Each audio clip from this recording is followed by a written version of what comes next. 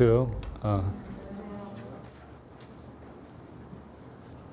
제 목소리가 그렇게 크지가 않습니다. 그래서 들립니까? 네. 잘 들립니다. 잘 안 들리는 것 같아요. 저는 그 방금 이렇게 소개하신 대로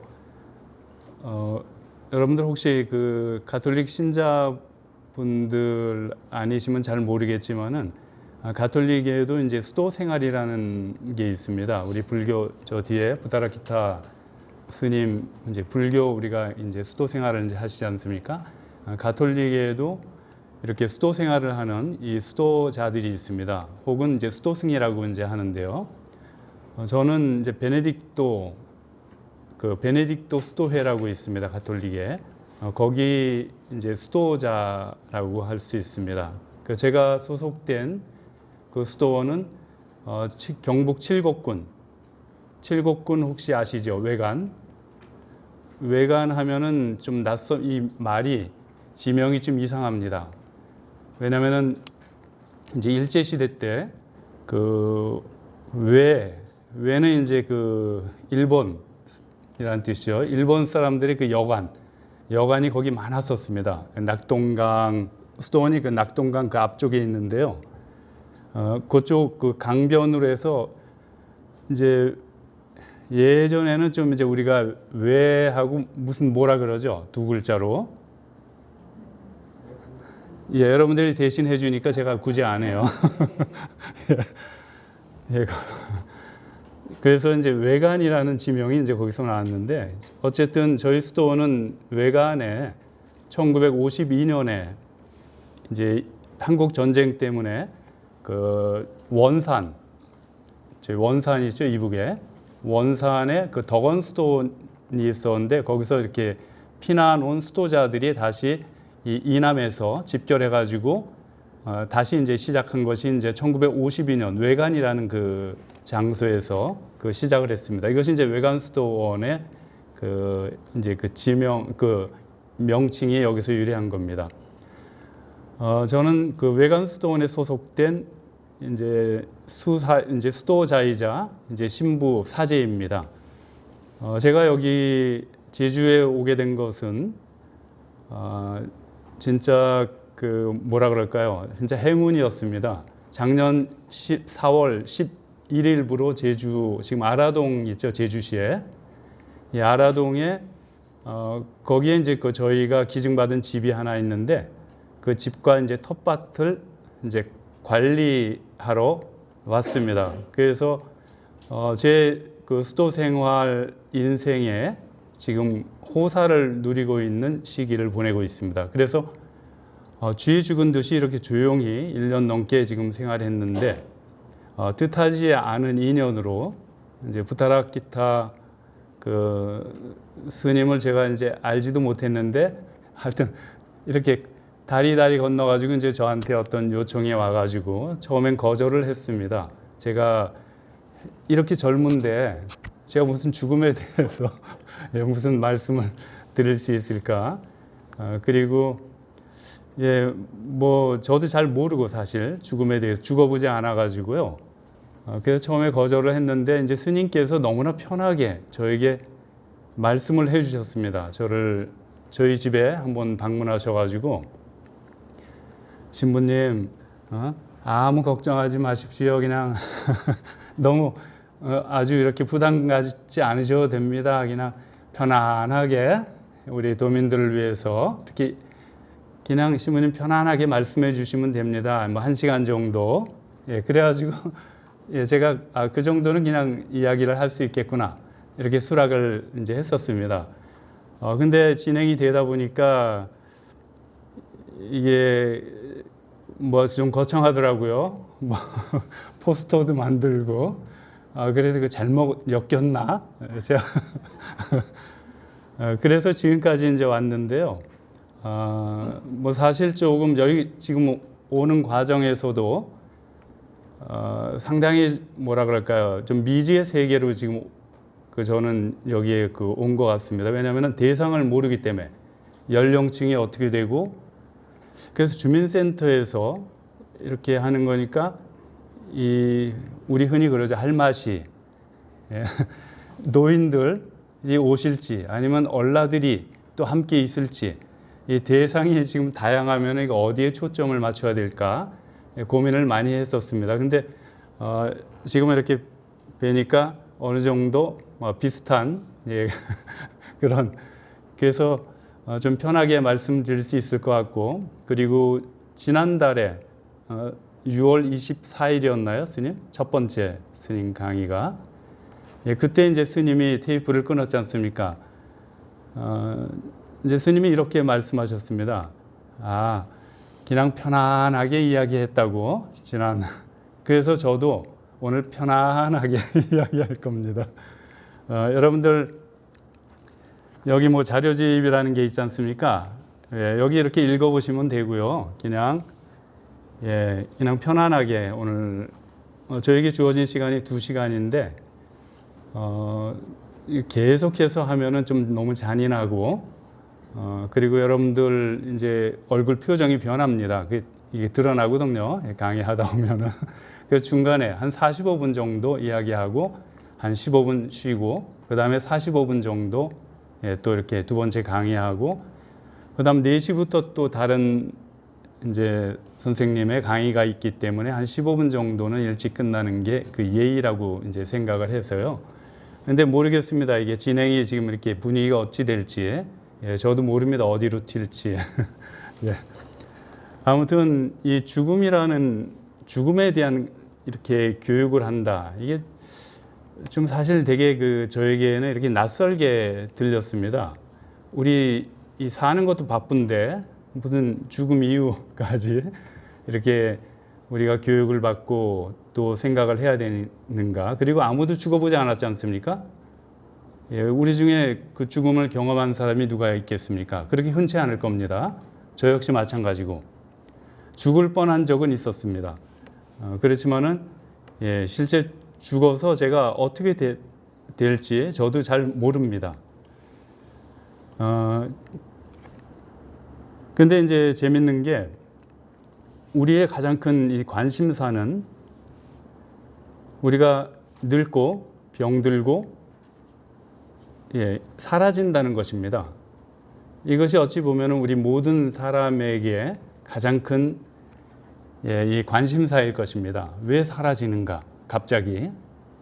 그리고 사라지는 게 너무 허무합니다.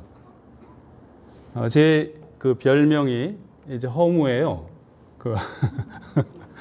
이거는 이제 청기 누설을 하는 건데요. 제가 이제 허가지 않습니까? 허가고 이제 불교에서는 이제 법명이라고 하죠. 저희 가톨릭에서는 이제 수도명이라 그럽니다. 이제 수도 생활을 이제 할 때 이제 수도명을 또 다른 이름을 받는데 제 이름이 이제 로무알도입니다. 그래서 로무알도, 허로무알도 이게 잘 쉽지 않습니다. 사람들이 들어도 발음하기도 쉽지 않고요. 그래서 줄였습니다. 허무알도. 좀 쉽지요. 허무하다, 허무알도. 그리고 살다 보니 이제 뭐 이런저런 일들을 이제 겪다 보니 이게 그 삶이 제가 이제 생각하고 추구하고 계획했던 이런 모든 것들이 어느 순간 너무나 허하고 무했습니다. 그래서 이제 삶을 더 간소화시키기 시작했습니다. 먼저 이름부터 허무하다로 했는데 이것도 너무 길다. 그래서 2자로 줄인 겁니다. 허, 무. 그래서 제가 허무예요. 저를 아는 분들은 저를 이제 허무 신부, 허무 수사라고 이렇게 부릅니다. 어쨌든 이제 허무는 좀 썰렁한 겁니다. 그죠? 우리 인생이 허무하다 그러잖아요. 허무는 좀 썰렁하고 저도 좀 썰렁해요. 이제 보시면 아시겠지만, 이제 제가 이 주제를 이제 부탁받았을 때 왜 죽음을 이 손님이라고 이렇게 표현을 했냐면은 이 녀석이 찾아오거든요. 우리 의지와 관계없이 어느 날 그것도 불쑥 찾아옵니다. 근데 대부분의 사람들에게는 이 죽음이 이렇게 불청객입니다. 우리가 맞이하고 싶지 않은 그런 손님입니다. 근데 어떤 사람들에게는 죽음이 이렇게 버시고 친구처럼 이렇게 다가오기도 합니다. 그래서 죽음을 어떻게 우리가 이해하고 그리고 어떤 자세로 죽음을 맞이할 것인지 또 죽음을 어떻게 준비할 것인지 이제 이것에 대해서 조금 오늘 이야기를 나누려고 합니다. 그리고 이제 끝으로 우리 역사 안에서 죽음을 멋지게 맞이한 분들이 있거든요. 이제 그 대표적인 이제 몇 분들의 죽음을 이렇게 좀 살펴볼 겁니다. 이런 식으로 해서 강의를 이렇게 이어가려 합니다. 죽음을 어떻게 이해해야 하는가? 결국 죽음의 문제는 삶의 근본 문제라고 할 수 있습니다. 왜냐하면은 이제 사람들의 관심사는 고대부터 존재하던 것이 있던 것이 이제 없어져 버립니다. 소멸해 버립니다. 옆에 있던 사람이 어느 날 안 보입니다. 여기서 이제 모든 철학적인 질문이 생겨나게 됩니다. 왜 그런가? 그리고 삶이란 무엇인가? 왜 있던 것이 없어지고 어느 날 갑자기 없어지는가? 그리고 그 없어진 이후에는 이후의 삶은 과연 삶이 기다리고 있는 것이 무엇인가? 이런 어떤 이제 물음들을 묻게 됐습니다. 그리고 현재의 삶으로 그냥 끝나버리는 것인가? 아니면 또 다른 차원의 그런 세계와 삶이 있는가? 죽음의 문제는 그래서 그 인간이 존재하던 그 순간부터 아주 삶의 근본 문제였습니다. 죽음에 대한 문제는. 그래서 죽음은 결국 그 삶의 문제로 이렇게 귀결된다고 할 수 있습니다. 이제 각 종교에서 바라본 뭐 죽음에 대해서 뭐 이야기를 처음에는 부탁받았기 때문에 저희 그리스도교에서는 죽음을 어떻게 이해하고 있는가? 간단하게 말씀드리면 겁니다. 그리스도교에서는 죽음이 끝이 아니라 이제 부활의 전제이자 또 다른 삶 혹은 또 다른 생명으로 건너가는 문이라고 이렇게 믿고 있습니다.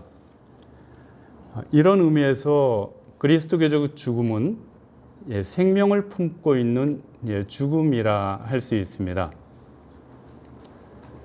실제 죽음으로 모든 것이 이렇게 끝난다면은 삶이 진짜 너무 허무할 수 있습니다. 그리고 만약에 죽음이 없다면 우리 삶은 어떻게 될까? 이것도 이제 큰 문제이지 않습니까? 요즘 그 이제 노령화되고 그 이제 수명이 늘어나지 않습니까? 수명이 마냥 늘어나는 것도 문제입니다. 이제 그 출산율은 낮아지고 수명은 늘어나고 사회는 이제 고령화 사회로 이렇게 가고 여기에서 이제 어떤 문제들이 있지 않습니까? 그래서 이 삶과 죽음은 아주 자연스러운 것이라는 겁니다. 우리가 태어났으면은 어느 정도 수명을 다하면은 자연스럽게 이렇게 가는 것. 그렇지만 그 이후에는 무엇이 있는가? 이것은 각각의 신앙에 따라서 이렇게 다를 것입니다. 각 종교에서 얘기하는. 그렇지만은 대부분은 죽음 이후에도 극히 소수를 제외한다면은 죽음 이후에도 분명히 어떤 다른 세계가 존재할 것이다. 이것은 아마 우리 모두가 이렇게 막연하게나마 이렇게 느끼거나 아니면 경험했을 수도 있습니다. 그래서 삶과 죽음은 동전의 그 양면과도 같습니다. 삶은 곧 죽음이고 죽음은 곧 삶이라고 할 수 있습니다. 이것이 이제 그리스도교적인 그 죽음에 대한 그 이해입니다. 그래서 그리스도교에서는 어떤 이 죽음은 하나의 문입니다. 또 다른 생명으로 건너가는 하나의 문으로 믿고 있는 것입니다. 가장 값진 죽음이 무엇인가? 그리스도교는 사랑을 위한 죽음을 가장 값진 죽음으로 보고 있습니다. 이제 사랑 때문에 기꺼이 자기 생명을 내어주는 행위, 그것이야말로 가장 고귀하고 값진 행위라고 보고 있습니다. 이제 저희 같은 경우는 이제 그리스도교는 이제 그리스도를 믿고 따르는 종교라고 할 수 있습니다. 예수 그리스도를. 예수 그리스도의 죽음이 이제 저희가 보는 그 대표적인 것입니다. 사람들을 위해서 자기 생명을 이렇게 내어준 것입니다. 이것이 이제 그 사랑의 구체적인 그 표현이거든요. 그래서 이런 어떤 죽음, 이런 희생은 아주 고귀하고 가장 값지게 보고 있는 것입니다. 우리가 이제 우리 주변에서 우리 일상에서 이런 어떤 죽음들이 있죠. 아니면 이런 희생들, 사랑 때문에 자기를 기꺼이 내어놓는, 이제 그게 대표적인 게 어떤 그 예가 있습니까? 우리 일상 안에서 이런 사랑의 예. 여러분들 다 부모님이 대부분이죠. 이 부모, 그러니까 모성애, 소위 말하면은, 물론 이제 부성애도 있지만은 우리가 흔히 이제 모성애, 모성애가 아주 대표적인 경우입니다. 그 부모가 자식에 대한 사랑은 어떤 조건이 없습니다. 계산이 없습니다. 우리 인간 이성으로 이게 이해가 되지 않습니다. 예컨대 이제 그런 거죠. 사랑하는 자식이 어느 날 불치병 선고를 받았습니다. 그럼 그 부모는 어떤 기도를 시작하냐면요. 뭐 하느님이든 아니면은 뭐 부처님이든 이제 기도를 합니다. 저 아이의 병을 제발 저에게 주십시오. 이것이 부모입니다. 이게 어떻게 우리가 이성으로 이해할 수 있겠습니까? 아무 조건이 없습니다. 그래서 모성애는 가장 아주 고귀한 이 뭐라 그럴까요? 고귀한 사랑의 표현이라고 할 수 있고, 또 이런 어떤 사랑 때문에 나를 기꺼이 내어주는, 계산 없이 내어주는 이 행위는 아주 고귀하고 가치 있는 것이라고 우리가 흔히 믿고 있습니다. 제가 개 얘기 이야기 하나 해드릴게요. 2010년 1월부터 2013년 8월 말까지 제가 어디서 생활했냐면, 여러분들 전라남도 화순이라고 들어보셨습니까? 거기 화순에 저희 외관 수도원에 이제 분원이라고 할 수 있습니다. 작은 수도원에서 이렇게 거기 이제 설립한 작은 수도원이 하나 있습니다. 화순 수도원인데 식구가 한 6명 이렇게 저희 수도자들이 이제 생활했는데, 제가 2010년 1월에 이제 화순 수도원으로 이제 발령을 받았습니다. 거기가 이제 구체적인 지명은 전라남도 화순군 춘향면 석정리 65-1번지에서 살았습니다. 그러니까 아주 촌입니다. 청정 지역이고, 그리고 너무나 이 개발이 안 돼가지고 진짜 청정 지역이고 자연이 아름다웠습니다. 제가 이제 거기 1월에 갔었는데 2010년도에 저보다 2달 후에 누가 전입 신고를 했었냐면은 이 개 있죠. 강아지. 생후 3개월 된 강아지가 저희 수도원에 전입 신고를 했습니다. 조그만 녀석이에요. 근데 그 전남 지역에는 되게 이 혼혈이라 그래도, 개가 잡종이라고 혼혈이라 그래도 진돗개하고 삽살개 혼혈입니다. 아주 개들이 똑똑합니다. 근데 이 녀석이 이제 저희 집에 전입 왔어요. 근데 이 녀석 이전에 기존에 있던 애들이 있었어요. 걔보다 큰 애들이죠. 백구 2마리가 있었는데 걔들 이름은 춘향이하고 춘식이었습니다. 거기 춘향면이죠. 예. 그리고 이제 누렁이도 있었고 제일 큰 녀석. 이 조그만 녀석이 왔는데 이름이 무둥이였어요. 무등산에 예, 그 이름 따서 무둥이라고 예, 하는 녀석이 왔는데 이 녀석이 너무 이 성격이 좋은 애였어요. 전입신고하는 날 딱 차에서 저희 마당에 내린 순간부터 그 집 고참들한테 막 달려가가지고 장난치고 그랬어요. 그래서 야, 걔들도 저렇게 성격이 있구나. 예, 이런 걸 알았고 너무 이제 하는 짓이 귀엽고 이 꾀순이었어요. 꾀가 엄청 그 많았고 얘는 스톤을 방문하는 모든 사람을 지가 시키지도 않았는데 나서서 안내를 했어요. 그런데 사람들에게 다 귀여움을 받고 그리고 이 도둑이 오건 누가 오건 좋다고 꼬리쳐요. 그래서 어떨 땐 좀 민망하기도 하고 너무 사람만 보면은 달려가가지고 좋다고 벌렁 들어넣어서 막 이렇게 자기 이뻐해 달라고 이제 하는. 그래서 너무 그 아주 귀엽고 사랑스러운 녀석인데 이 녀석이 2010년 10월에 갑자기 새끼를 낳았어요. 10마리를. 저희는 6식구잖아요. 그리고 닭도 있었고 기존에 개들이 있었고 이 부양가족이 너무 많은 거예요. 먹고 살기가. 근데 10마리를 갑자기 낳은 거예요. 근데 이 녀석이 생부를 몰랐어요. 어디 가서 눈이 맞아가지고 10마리를 낳았어요. 그래서 이제 처음에는 이제 얘도 이제 경험이 없으니까 얘가 죽는 줄 알았어요. 저희는 죽을 줄 알았어요. 10마리 낳고 새끼들 막 이렇게 자기도 막 비틀비틀거리고 그래서 무둥이가 어미가 죽을 줄 알았는데 다행히 그 고비를 넘기고 살아났어요.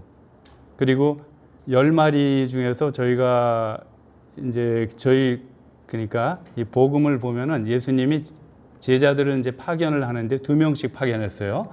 그래서 저희도 이 새끼들을 조금 큰 다음에 2마리씩 짝지어서 분양을 보냈어요. 다 분양을 줬어요. 마지막 2마리까지 가니까 이 무둥이가 어미가 이제 이상 증세를 보였어요. 무둥아 이렇게 부르면은 가다가도 뒤를 돌아보고 막 꼬리치고 달려왔어요. 근데 새끼들을 다 분양한 다음에 무둥아 하니까 대꾸도 안 하고 그냥 앞으로 가는 거예요. 그래서 저희 수사님 한 분이 어느 날 저에게 와서 하소연을 해요. 신부님네, 저 무둥이 저 녀석이 예, 과격 컴플레인스면 안 되죠. 무둥이 저 녀석이 저를 무시한대. 자기가 이때까지 살면서 그 뭐 있죠. 그건 안 해요. 걔한테 무시당하는 건 제가 처음이라고 막 저한테 막 하소연을 하는 거예요. 그래서 왜 그러냐 그러니까 그 새끼 있죠, 새끼. 이게 나쁜 말 아니에요. 저 새끼가 예, 좀 이렇게 해야지 실감이 나죠, 그죠? 제가 이런 표현을 잘 안 쓰려고 그래요.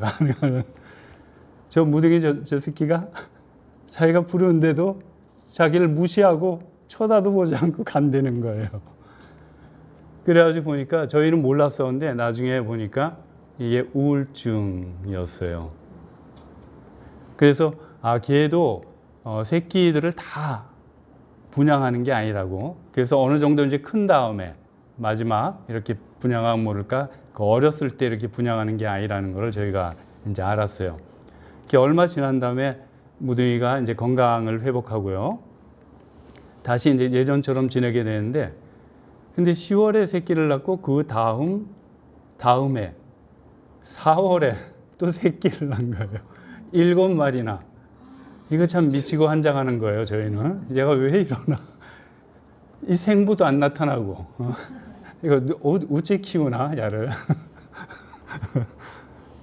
7마리를 낳았을 때, 무둥이가 이제 경험이 있으니까요. 아주 잘 새끼들을 이렇게 케어를 하더라고요. 근데 한 2주도 안 지나가지고 예, 무둥이가 어느 날 저희 현관 앞에 쓰러져 있는 거예요. 아침에 막 거품을 예, 부으면서. 그래서 저희 수사님이 그 가까운 능주에 가축병원에 가서 주사를 맞히고 이제 데려와서 새끼들하고 이제 떼어놨어요. 새끼들은 이제 계집에 있고, 그 눈도 안 뜨고 젖도 안 띈 새끼들 7마리. 무둥이는 다른 쪽에다 떼어놓고 이제 담요를 덮어줬어요. 그래서 그날 이제 오후에 이제 회복될 줄 알았는데 무둥이가 그날 오후를 못 넘기고 새끼 7마리를 예, 놔두고 죽은 거예요. 그래서 이제 저희 수사님이 이제 그 소식을 저에게 전했고, 그리고 무둥이를 어떻게 했냐 하니까 저희 뒷산에 갖다 묻어줬고, 근데 이제 무둥이도 너무 이제 그 안타까운 거예요.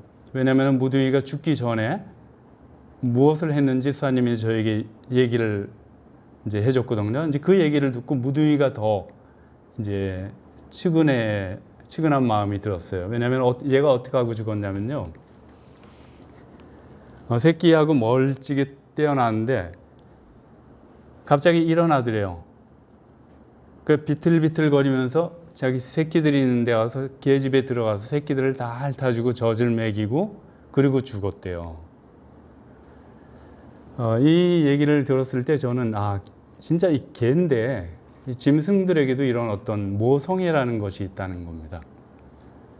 그래서 무둥이가 죽은 다음에 그 많은 것을 생각하게 됐습니다. 이 모성애, 사랑이 무엇인가? 예, 과연 이런 어떤 이 죽음, 물론 이제 무둥이는 자기가 죽으려고 죽은 건 아니었지만은 이것이 그 이 부모의 이런 어떤 자식을 위해서 자기가 대신 이제 그런 고통을 받고 심지어 죽음까지도 하는 이런 그 죽음이 아닐까, 이제 그런 어떤 생각을 많이 하게 됐고요. 그 이후로.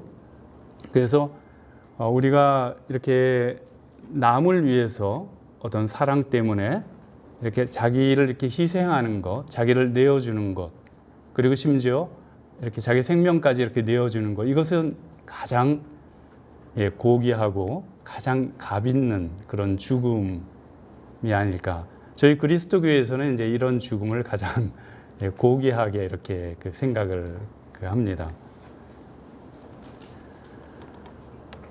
예, 개 얘기를 하니까 무둥이 얘기하니까 다 숙연해지셨어. 왜냐하면 요즘은 이제 이 개나 이 고양이 있죠, 애완, 다 가족이더라고요.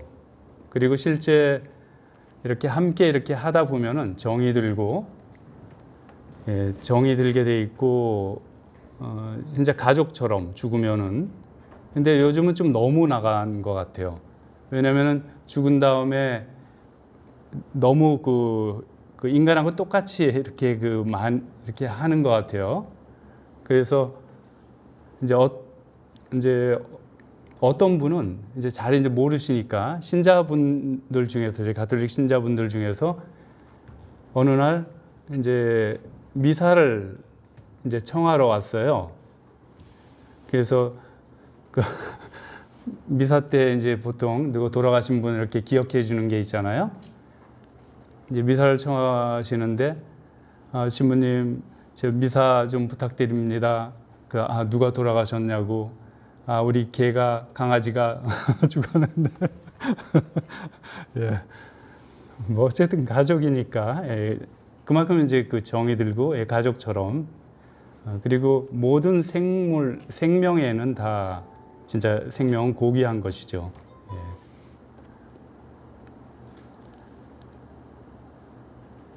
네, 그 다음에는 이제 그러면 이제 우리에게 예외 없이 찾아오는 이 죽음이라는 이 손님을 어떤 자세로 맞이해야 할 것인가?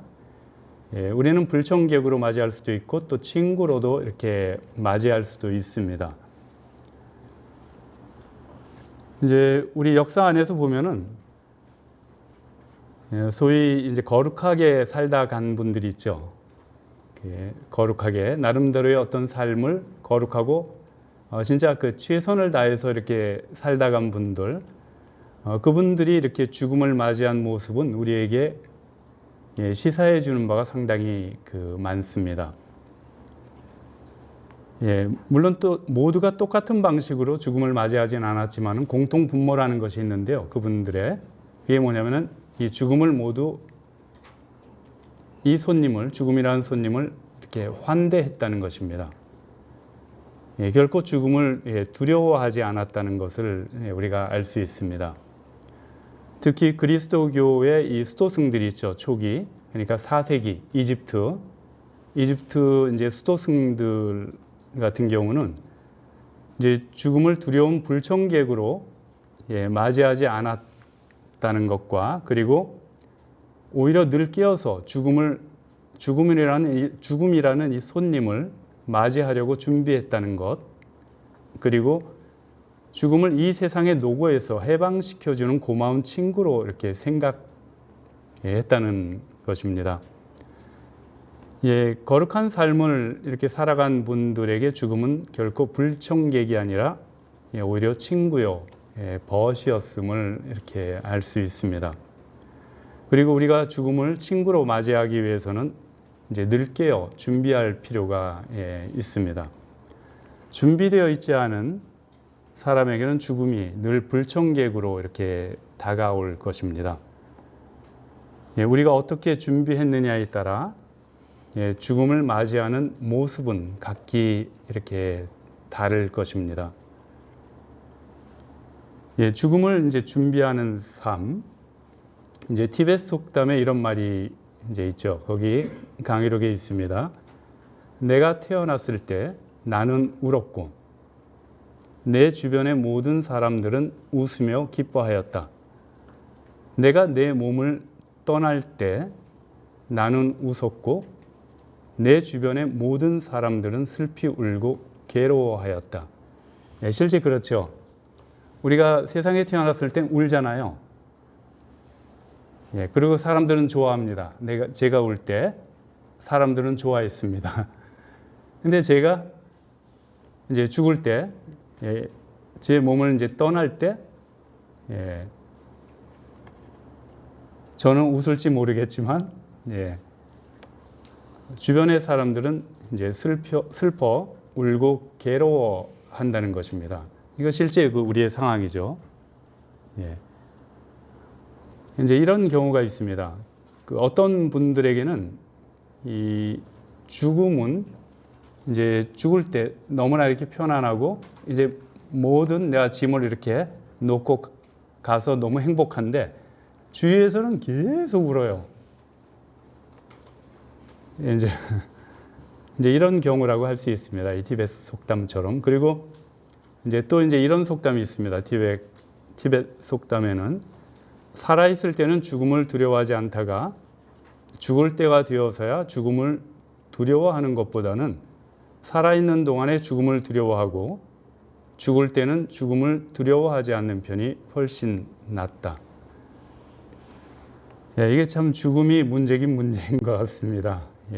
그렇지만은 죽음을 우리가 어떤 자세로 맞이하는가는 우리의 준비와 우리의 어떤 삶에 이렇게 달려 있는 것 같습니다. 결국 삶은 죽음에 대한 준비라고 할 수 있습니다. 우리의 그 삶은.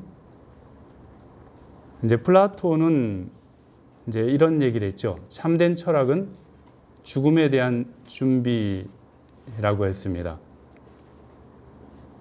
삶은 죽음에 대한 준비와 같습니다. 결국 우리는 잘 죽기 위해서 잘 사는 것이라고 할 수 있습니다. 4세기 이집트 그리스도교 수도승들은 끊임없이 죽음을 묵상했습니다. 그리고 늘 죽음을 눈앞에 두고 살았습니다. 이것은 하나의 수행법이었습니다. 그리스도교 초기 그러니까 이 수도승들의 수행법 중에 하나였습니다. 죽음을 그러니까 늘 눈앞에 두고 사는 겁니다. 왜냐하면 죽음을 우리가 늘 생각하지 않습니까? 예, 그러면은 낙담과 자포자기를 피하게 해준다고 이렇게 보았던 것입니다. 그래서 죽음에 대한 생각, 죽음에 대한 묵상은 예, 이런 낙담과 자포자기를 피하는 탁월한 예, 수단으로 이렇게 여겨졌습니다. 이제 사막에서 수행했던 이 수행 이제 뭐라 그러나요? 이 수도승들은 이제 금원들을 남겼는데요. 이제 이런 그 말들을 되풀이했다고 합니다. 여러분은 매일 죽어야 하듯이 사십시오.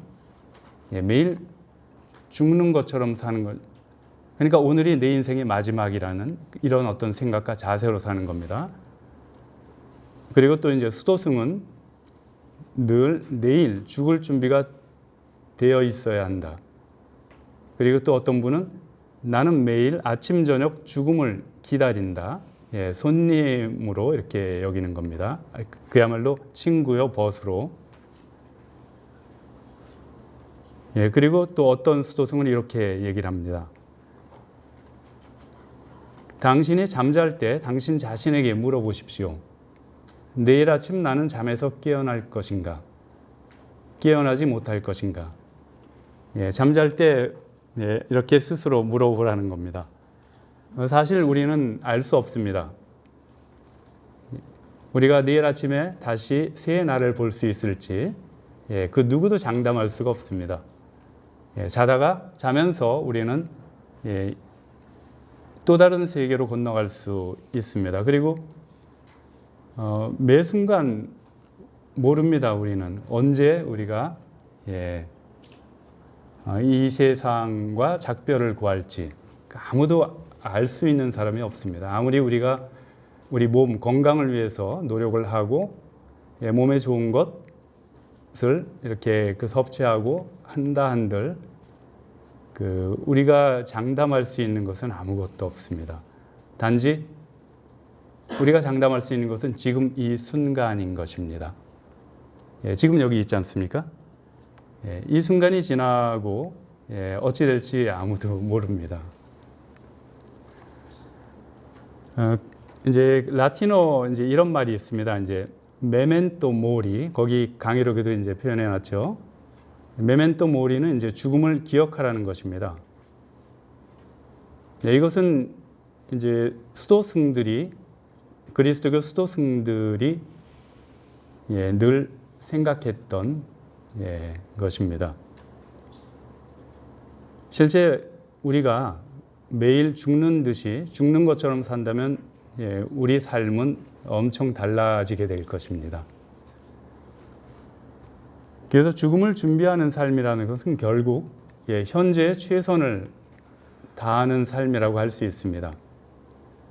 그래서 이 현재 지금 이 순간에 머무르는 것 이것이 진짜 중요한 것입니다.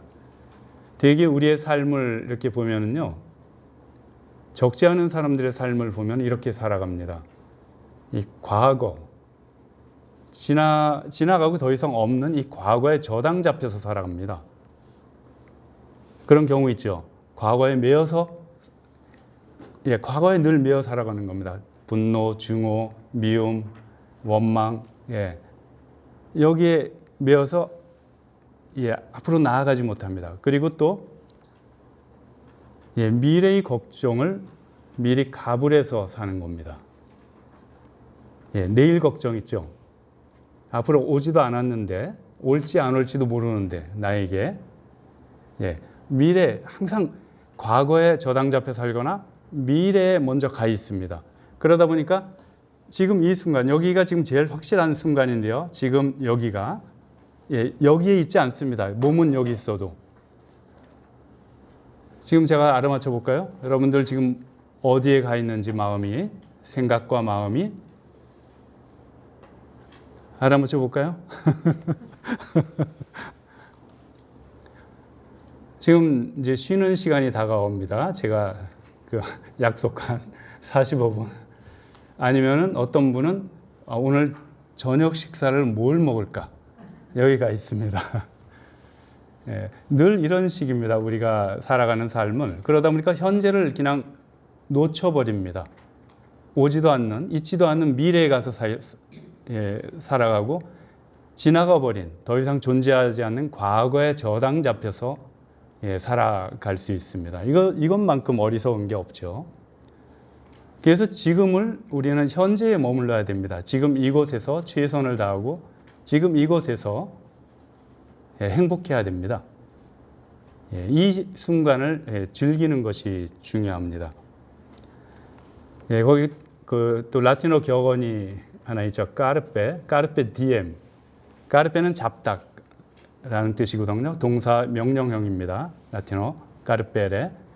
디엠, 디에스, 날, 데이 있죠. 영어로 데이. 오늘을 잡으라는 겁니다. 우리에게 가장 확실한 순간은 오늘입니다. 그래서 오늘을 살아가는 노력을 해야 됩니다.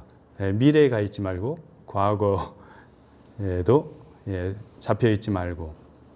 그래서 늘 새롭게 우리가 깨어날 때 새로운 날입니다. 새로운 생명이 주어진 것입니다.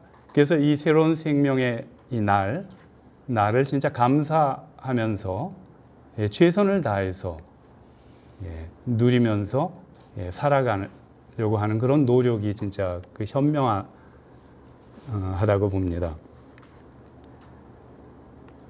오늘이 내 삶의 마지막이라 생각한다면 우리는 오늘을 대하는 우리의 자세는 분명 달라질 수밖에 없습니다. 이는 이제 허무주의가 아닙니다. 지금 이 순간의 중요성과 아름다움을 느낄 수 있고 또 살아있음에 대한 감사를 느끼고 매 순간을 소중하게 생각하며 최선을 다하게 될 것입니다. 제가 죽어보지 않았다 그랬죠. 제가 죽어보지 않았습니다. 죽음 직전까지는 가본 경험이 있습니다. 제가 약속을 어겼기 때문에 역적이 되지 않기 위해서 여기서 잠깐 쉬고 다시 시작할 때 제 개인 경험을 말씀드리고 이어서 말씀드리겠습니다.